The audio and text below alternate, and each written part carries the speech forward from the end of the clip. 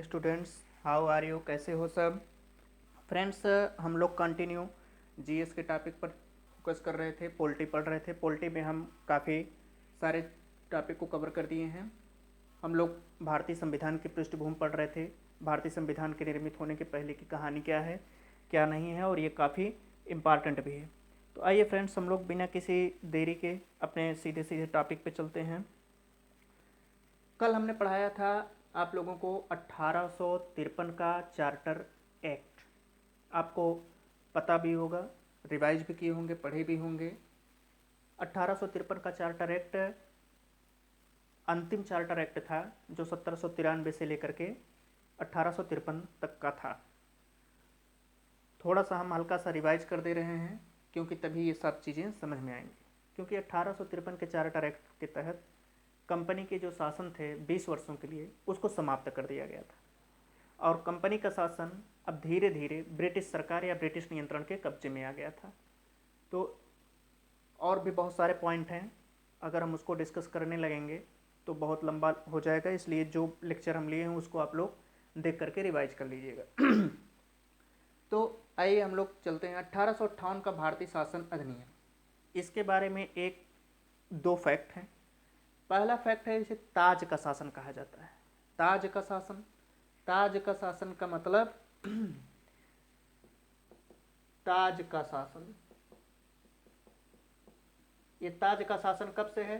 1858 से लेकर के 1947 तक।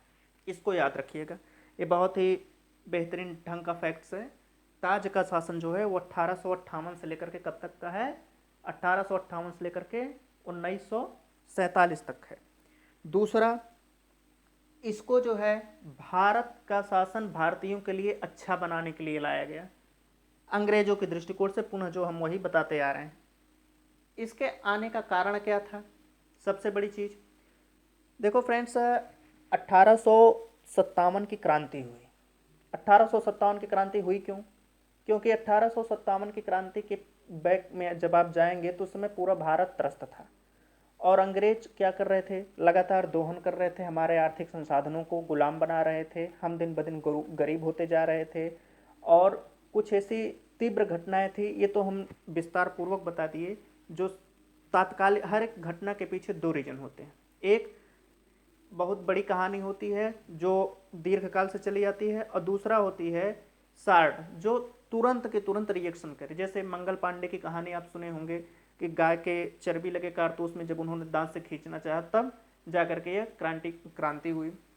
तो हम यहाँ क्रांति क्यों हुई क्यों नहीं हुई, ये मॉडर्न हिस्ट्री का टॉपिक है। हम केवल संवैधानिक तथ्यों को यहाँ पढ़ेंगे क्योंकि हम पॉलिटी पढ़ रहे हैं, मॉडर्न हिस्ट्री नहीं। तो 1857 की जब क्रांति हुई तो 1857 की क्रांति के उपरांत ब्रिटिश सरकार और जनमत, ये जो 1857 की क्रांति थी ये पूरे वर्ल्ड में फैली। पूरे वर्ल्ड मतलब पूरे वर्ल्ड की तरफ मीडिया गई। तो इसने ब्रिटिश सरकार और ब्रिटिश जनमत को बहुत बुरी तरीके से झकझोर दिया। एक तरीके से आप कह सकते हैं कि जगा दिया कि इतनी बड़ी क्रांति एक व्यापारिक कंपनी के चलते कैसे हो गई, आखिर पूरा देश हमारे शासन के विरुद्ध कैसे आ गया। इस तरीके से झकझोरा कि इनके लिए अब अनिवार्य हो गया कि कंपनी का शासन अब पूरी तरीके से समाप्त कर दें। ये ब्रिटिश जो गवर्नमेंट थी ये मौके की तलाश में थी, मौका ढूंढती थी कि ब्रिटिश सरकार अब कैसे हम करें पूरी तरीके से समाप्त हो जाए। दूसरा, इंग्लैंड के जो लोग थे, मतलब इंग्लैंड की जो जनमत थी वो, और भारत में जो आंग्ल भारतीय थे, वो अब हर कीमत पर ये चाहते थे कि कंपनी का जो शासन है वो पूरी तरीके से ख़त्म हो जाए और भारत में सीधा सीधा ब्रिटिश सरकार, ब्रिटिश संसद या महारानी विक्टोरिया का शासन आ जाए। ब्रिटिश सरकार का शासन अब भारत में लागू हो जाए, कंपनी का शासन, कंपनी का अंत हो जाए। तीसरा, ब्रिटिश सरकार अब जो है भारत जैसे बड़े देश का साम्राज्य या शासन एक व्यापारिक कंपनी के हाथों में नहीं देना चाहती थी। क्यों? क्योंकि वो देख चुकी थी काफ़ी दिनों से कि ये केवल भ्रष्टाचार हो रहा है, एरिया बढ़ रहा है, विस्तार बढ़ रहा है, युद्ध के खर्चे बढ़ रहे हैं, और स्वयं इंग्लैंड की जनमत जो है वो इस कंपनी के विरुद्ध जा रही है। क्यों? क्योंकि इंग्लैंड, क्योंकि भाई अब ब्रिटिश कंपनी के जो सदस्य थे वो तो माला माल हो रहे हैं व्यापार के जरिए, वो खूब सारा धन एकत्रित कर रहे हैं, ब्रिटेन में जा करके महलों में रह रहे हैं, संसद में उनका वर्चस्व है। लेकिन जो ब्रिटेन की मूल जनता है ब्रिटेन में, वो इन कंपनी के सदस्यों के चलते स्थान नहीं पा रही है। तो जाहिर सी बात है, जब अपने ही देश के लोग स्थान नहीं पाएंगे, केवल कुछ लोगों को स्थान मिलेगा, तो विरोध तो करेंगे ही। तो इस वजह से ये जो है ब्रिटिश सरकार जो है अब कंपनी के हाथों में नहीं देना चाहती थी शासन। और ब्रिटिश जनमत का भी इसको ख्याल करना था, क्योंकि ब्रिटिश जनमत चुन करके ही आती थी, ब्रिटिश सरकार चुन करके ही आती थी, इसलिए उसको जनमत का भी ध्यान देना था। तो अब इस हिसाब से व्यापारिक कंपनी का नामो निशान मिटा देना चाहते थे लोग। कंपनी के सदस्य तो ये चाहते ही थे कि हम और मेरा शासन चलता रहे, ताकि जो है हम लोग मालामाल होते रहें। लेकिन वहाँ की ब्रिटिश संसद और ब्रिटिश गवर्नमेंट और ब्रिटिश जनमत नहीं चाहती थी।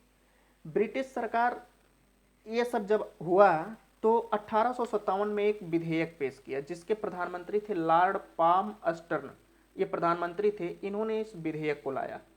ठीक है, ये विधेयक को लाया तो ब्रिटिश सरकार अब कंपनी को हानिकारक मान रही थी, असुविधाजनक। क्यों?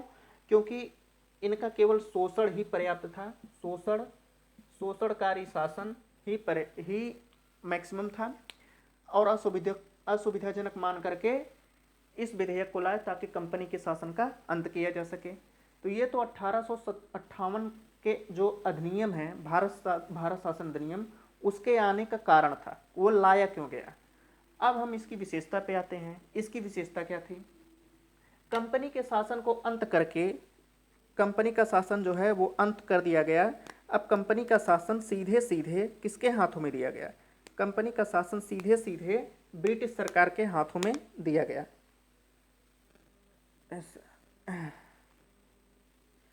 कंपनी का शासन सीधे सीधे ब्रिटिश सरकार के हाथों में दे दिया गया। गवर्नर जनरल का पद जो है वो समाप्त कर दिया गया। ये जो गवर्नर जनरल का पद था, इसे समाप्त कर दिया गया। इसको समाप्त करके क्या क्या किया गया? इसको समाप्त करके यह भारत का वायसराय कर दिया गया। ये खराब हो गया, बन ही नहीं रहा है। भारत का शासन जो है ब्रिटिश सरकार के हाथों में चला गया। कंपनी का शासन अंत कर दिया गया। कंपनी पूरी तरीके से समाप्त, पूरे तरीके से कंपनी समाप्त कर दी गई। उसके जितने कर्मचारी थे वो समाप्त कर दिए गए। संचालक मंडल खत्म, बोर्ड नियंत्रण खत्म, कंट्रोल खत्म, सब कुछ खत्म। और जो कंपनी के ऊपर गवर्नर जनरल था, उसको पूरे भारत का कानून बनाने का अधिकार मिला था, वो भी खत्म। खत्म का मतलब मार नहीं दिया गया, उसका पद खत्म करके गवर्नर जनरल को भारत का वायसराय कर दिया गया। गवर्नर जनरल अब भारत का वायसराय कहलाने लगा। अब वह भारत में ब्रिटिश ताज का प्रत्यक्ष प्रतिनिधि बन गया, सीधा वही जैसे केंद्र सरकार राज्यों में राज्यपाल की नियुक्ति करती है। कि राज्य पर नियंत्रण करने के लिए राज्यपाल की नियुक्ति एक संवैधानिक पद के तहत हुई है। वो राज्य की गतिविधियों को देख करके केंद्र को सूचित करता है। ठीक ऐसा ही कुछ आया भारत में 1858 के अधिनियम में। भारत में ब्रिटिश ताज का प्रत्यक्ष प्रतिनिधि बन गया। अब प्रत्यक्ष प्रतिनिधि बनने के बाद वह भारत की संपूर्ण शासन को संभालता था। संपूर्ण शासन को संभाल करके रिपोर्ट किसको देता था? भारत सचिव को। आगे आ रहा है वही। लेकिन इसमें एक फैक्ट है कि भारत का जो प्रथम वायसराय था लॉर्ड कैनिंग था। इसको आप याद कर लीजिएगा, ये पीसीएस प्री या हर एग्जाम के प्री में पूछा जाता है। हमने भी बताया कि कंपनी का संचालक मंडल और नियंत्रण मंडल यह खत्म करके उसकी जगह भारत सचिव, अभी हम बता रहे हैं ये क्या है। भारत सचिव एक नए पद का सृजन किया गया। यह भारत सचिव जो लाया गया इस पद को, यह ब्रिटिश मंत्रिमंडल का सदस्य था। ठीक है, ब्रिटिश मंत्रिमंडल से यह आता था और भारतीय मामलों के लिए ब्रिटिश संसद के प्रति उत्तरदायी था। अगर भारत में दंगा हो रहा है, फसाद हो रहा है, कोई और कहानी रची जा रही है, कुछ और हो रहा है, तो उसके लिए यह क्या करता था? उसके लिए भारत सचिव जो है ब्रिटिश संसद के प्रति उत्तरदायी था। अर्थात ब्रिटिश संसद पूछती कि क्यों हो रहा है, वहाँ पर शासन व्यवस्था कैसे है, वो अपनी रिपोर्ट ब्रिटिश संसद को देता। दूसरा, इसके लिए जो है सहायता के लिए 15 सदस्यीय परिषद की व्यवस्था की गई थी। अब ये सोचिए 15 सदस्यीय परिषद, अर्थात सचिव एक और 15 सदस्य अलग। और इसका जो वेतन था सचिव और परिषद सदस्य का, समझते जाइएगा, सचिव और परिषद सदस्य का जो वेतन था वह क्या था? भारतीय राजस्व से दिया जाता था। और परिषद जो है वह केवल सलाहकार संस्था थी। हालांकि उस परिषद में बहुमत का निर्णय भी था, और जो है पक्ष में आलोचना करने का भी अधिकार था, सब कुछ था। लेकिन सर्वे सर्वा निर्णय किसका था? भारत सचिव का था। निर्णायक मत देने का अधिकार किसको था? भारत सचिव को था। नया कानून लाने का अधिकार, एकदम ऊपर से कानून बनाने का अधिकार, सर्वे सर्वा होने का अधिकार किसका था? भारत सचिव का था। तो पर यह केवल एक सलाहकार संस्था बनकर के रह गई थी। ऊपर से परिषद को निगमित निकाय के रूप में गठन किया गया था। निगमित निकाय का मतलब क्या होता है? अर्थात यह इंग्लैंड और भारत में दोनों पर मुकदमा कर सकती है। दोनों में इसमें जो है भारत में और इंग्लैंड में मुकदमा कर सकती है अगर कोई गलत केस है या कोई गलत कार्य हो रहा है, और इस पर भी मुकदमा किया जा सकता था। अगर ये गलत कार्य कर रही है, इस पर भी मुकदमा किया जा सकता था। तो यह था भारत सचिव। आपको समझ में आ गया होगा भारत सचिव क्या था? ब्रिटिश मंत्रिमंडल का सदस्य था। नए पद का गठन किया गया था और इसकी सहायता के लिए 15 सदस्यीय परिषद की व्यवस्था की गई थी, जिसका वेतन अर्थात सचिव और परिषद का वो भारतीय राजस्व से ही दिया जाना था। और यह गवर्नर जनरल का जो पद था वो वायसराय था। अर्थात अब भारत में शासन करने के लिए दो लोग जिम्मेदार हैं। कौन कौन? अब यहां पर समझिए। गवर्नर जनरल जो जिसका पद नाम बदल करके भारत का वायसराय कर दिया गया, वो भारत में रहेगा, भारत की संपूर्ण व्यवस्था को देखेगा। भारत सचिव गवर्नर जनरल से रिपोर्ट मांगेगा। गवर्नर जनरल भारत सचिव जो है भारत के वायसराय से रिपोर्ट मांगेगा। और भारत का जो सचिव है वो कहाँ बैठेगा? ब्रिटेन में बैठेगा। अर्थात अब एक तरीके से ब्रिटेन जो है भारत है और भारत जो है वो राज्यपाल है। ठीक है। अब इस तरीके से वहां पर निगरानी की जा रही है कि भारत के शासन अब सीधे सीधे ताज देखेगा, रानी विक्टोरिया देखेंगी, या प्रत्यक्ष वहां का ब्रिटिश गवर्नमेंट देखेगा, शासन देखेगा। और शासन भारत सचिव से पूछेगा कि भारत क्या है, भारत में स्थिति कैसी है, जनमत कैसा है। और भारत सचिव वायसराय से पूछेगा। वायसराय अपनी रिपोर्ट भारत सचिव को देगा। भारत सचिव अपनी रिपोर्ट ब्रिटिश संसद के प्रति रखेगा। ठीक, समझ में आ गया? लेकिन इसका इंपॉर्टेंस क्या है? What is this importance?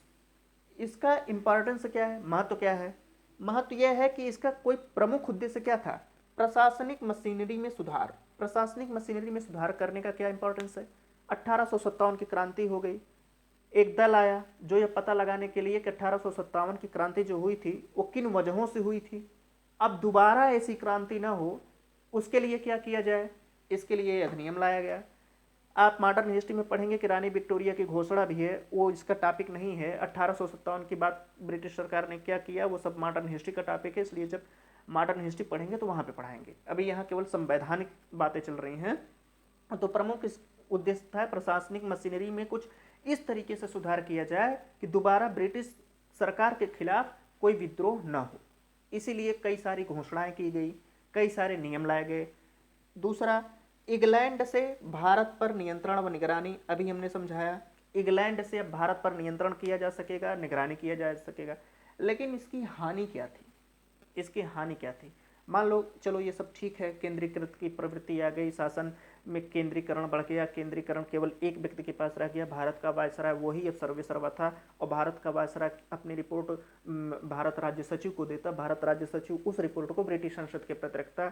एक तरीके से शासन सीधे ब्रिटिश गवर्नमेंट के पास आ गया और प्रत्यक्ष प्रतिनिधि भारत का वायसराय था ब्रिटिश संसद का।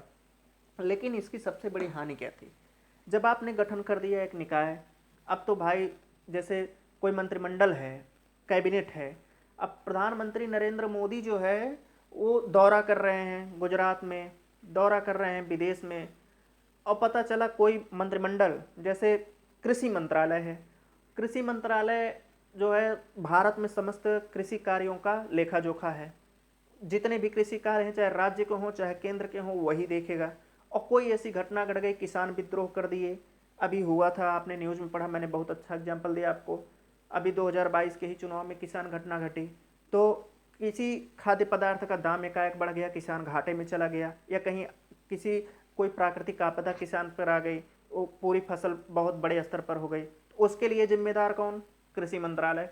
अब कृषि मंत्रालय क्या करेगा? राज्य सरकार को बुलाएगा, राज्य सरकार के समस्त कृषि डिपार्टमेंट को देखेगा, वहाँ तमाम उसके नौकर चाकर हैं, आईएएस अधिकारी जो कि नौकर होता है सरकारों का, वो देखेगा, वो अपनी रिपोर्ट उसको देगा, होता रहेगा वो रिपोर्ट वहाँ पे जाएगी। फिर फाइनली रिपोर्ट जो तैयार होगी वो प्रधानमंत्री जाएगी, तो कृषि मंत्री और प्रधानमंत्री बैठ करके एक साथ घोषणा करेंगे। नरेंद्र मोदी और कृषि मंत्री बैठ करके एक साथ घोषणा कर दिए कि किसानों को इतना परसेंट लाभ, इतना परसेंट लाभ, ये बीमा वो बीमा, फसल का दाम बढ़ा दिया गया, रबी फसल का इतना इतना प्रति कुंटल इतना दाम हो गया। तो यही कंडीशन 1858 के अधिनियम में थी। अब प्रधानमंत्री मोदी लगातार तो कृषि का नियंत्रण करेंगे नहीं, उनके खिलाफ जब कोई मैटर जाएगा तब वो करेंगे। तो प्रधानमंत्री मोदी इस अधिनियम के क्या हैं, सरकार हैं या संसद हैं। अब लगातार तो हो नहीं रहा है, ब्रिटिश को और काम है पूरे विश्व पर राज करना है, प्रधानमंत्री को और काम है, उनको ब्रिटेन का दौरा करना है, पूरे विश्व का दौरा करना है। तो वो क्यों इतना रुचि लेंगे, वो रुचि तब लेंगे जब कोई व्यापक घटना घटेगी। ठीक वही हाल यह था।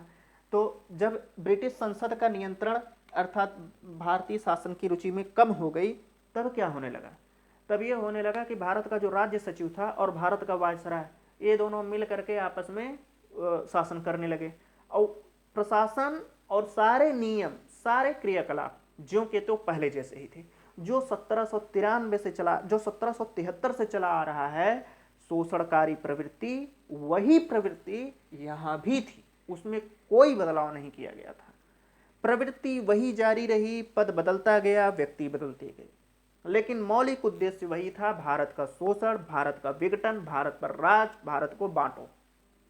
अब समझ में आया। इसीलिए हर एक शासन अधिनियम का एनालिसिस करना जरूरी होता है। पद बदल रहे हैं, नए नए तरीके आ रहे हैं, प्रशासन करने के नए नए प्रयोग आ रहे हैं, प्रशासन करने के नए नए तरीके एनालिसिस किए जा रहे हैं, लेकिन जो मौलिक प्रवृत्ति है, मौलिक फंडा है, भारत को कैसे लूटा जाए, वो जारी है। उसको लूटने के लिए नए नए तरीके आ रहे हैं, उसको लूटने के लिए नए नए प्रशासनिक फेरबदल किए जा रहे हैं। ठीक है, तो इस तरीके से 1858 का ये भारतीय शासन अधिनियम था। अब हम लोग सीधे चलेंगे कौन से अधिनियम पर, 1861। नेक्स्ट लेक्चर में हम आपको 1861 का अधिनियम पढ़ाएंगे, फिर 1892, फिर 1909 पे। Thanks, a lot of thanks friends।